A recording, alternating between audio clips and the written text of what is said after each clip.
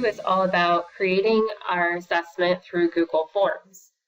What I'm going to go through here is the different aspects of the form that I would make sure that you have that is going to make your life a lot easier when it comes to linking that data, and also the fields that you do need to have for this to happen.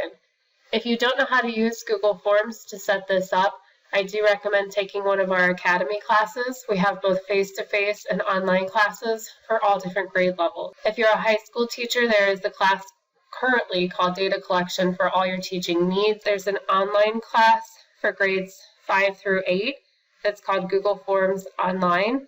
And then we also have some elementary courses. Those are called Using Forms to Assess and Flubru to Analyze Student Data. So there are Academy classes and will be Academy classes for you that will help you learn how to use Flubru and Google Forms if you don't know how to do so yet.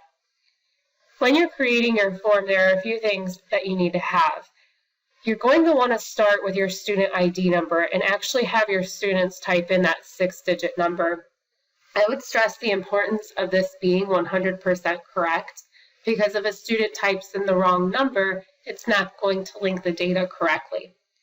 One way as a teacher that you can double check that is also select Automatically Collect Respondents Southwestern City Schools username. That's their email address, and it starts with that ID number. So if you have them include that as well, you can quickly go through your spreadsheet and make sure that those numbers do match. Then I always have my students type in their first and last name in separate fields. I do this so they're in different columns on my spreadsheet, and it's then easier for me to sort my data. What you're looking at right now is the old Google Forms, but you may be using the new Google Forms. So if I switch over to that, it looks basically the same. The difference is that we don't have those checkmark boxes at the top that say allow or automatically collect username.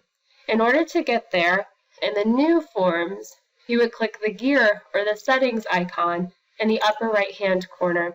You'll then see all of those different checkmark boxes. You'll also see some more boxes than you did in the past. So the one that you want to get the username is at the very top. Once you have verified that you have a field for them to type in their ID number, you're collecting their email address, and you have their first and last name, you can go ahead and set up your assessment as you normally would. When all of that is in place, we're ready to move on to step 3.